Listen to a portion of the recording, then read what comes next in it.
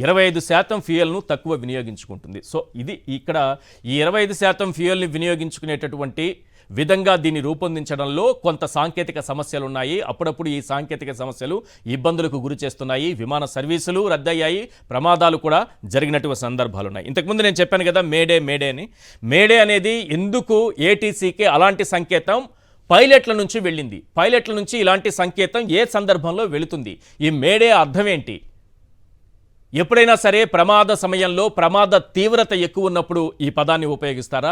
సాధారణంగానే చిన్న చిన్న ప్రమాదాలు కానీ లేకపోతే కొంత ప్రమాదం జరిగేటటువంటి అవకాశం ఉందనే అనుమానాలు ఉన్నప్పుడు ఏమైనా ఉపయోగిస్తారా అన్నది ఒకసారి చూస్తే అంతర్జాతీయంగా యాక్సెప్ట్ చేసినటువంటి డిస్ట్రెస్ కాల్ మేడే అంటే ఇది చివరి కాల్. పైలట్ మేడే అన్నారంటే అత్యంత ప్రమాదంలో ఉన్నామని సాయం కావాలని దాని అర్థం. 1923లో మొదటిసారిగా దీన్ని ఉపయోగించారు. 27లో దీన్ని అంతర్జాతీయంగా యాక్సెప్ట్ చేశారు. చివరి కాల్, ఇక మాకు ప్రత్యామ్నాయం లేదు అనే ఆ సంకేతాన్ని మేడే అనేటటువంటి కాల్ ద్వారా అలా చెప్పారు మన పైలట్లు అని అంటే అది చాలా అత్యంత ప్రమాదకరమైనటువంటి సిచ్యువేషన్లో ఉన్నటువంటిదిగా మనం చెప్పొచ్చు. ఇక్కడ ఏటీసీకి కూడా అలాంటి సిగ్నలే పైలట్స్ నుంచి అందాయి. మేడే అనేటటువంటి సిగ్నల్ పైలట్ల నుంచి తాజా ప్రమాదంలోనూ పైలట్ మేడే సంకేతాన్ని పంపించారు.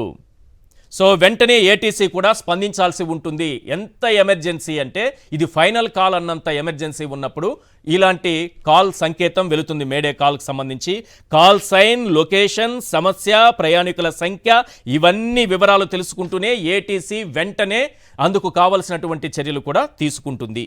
ఇక్కడ AI-171 పైలట్ కూడా వెంటనే మేడే అనే సంకేతాన్ని పంపారు. ఏటీసీతో వారి కాంట్రాక్ట్ను ప్రయత్నించే సమయానికే వారు ఇక్కడ నుంచి సిగ్నల్ అయితే ఇచ్చారు, కానీ మళ్ళీ ఏటీసీ నుంచి వీళ్ళకి సిగ్నల్స్ అందేటప్పటికీ అక్కడ నుంచి కంట్రోల్ కమాండ్ వాయిస్ ఇక్కడికి వీళ్ళకి చేరే లోపలే ఈ ప్రమాదం జరిగిపోయింది. విమానం ల్యాండ్ అవ్వడానికి అలాగే విమానం టేకాఫ్ కావడానికి ఈ రెండు చాలా కీలకం కదా. ఇందులో ప్రధానమైన ఒక పాయింట్ చెప్తాను. టేకాఫ్ తీసుకునే ముందు ఒక ప్రోటోకాల్ ఉంటుంది.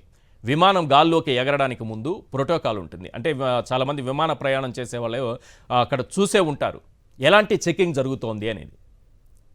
ఆ విమానాన్ని ఎలాంటి ఏ స్థాయిలో అక్కడ చెకింగ్ జరుగుతుంది, దీన్ని ఆ ఫ్లైట్కి సంబంధించిన ప్రోటోకాల్గా మనం పేర్కొంటాం. ఈ ప్రోటోకాల్ చూస్తే తప్పనిసరిగా ప్రోటోకాల్ ఫాలో కావాలి. విమానం బయలుదేరడానికి ముందు వాటిని పాటించాలి. పైలట్ ప్రతిదీ చెక్ చేసుకోవాలి. డిజిటల్ లేదా మాన్యువల్గా ఓకే చేయాలి. అన్ని విభాగాలు చెక్ చేస్తాయి. ఇక్కడ చాలా విభాగాలు పనిచేస్తాయి. ప్రతి విభాగం కూడా చాలా క్లియర్గా చెక్ చేస్తుంది. చివరిగా పైలట్ చెక్ చేయాల్సిందే.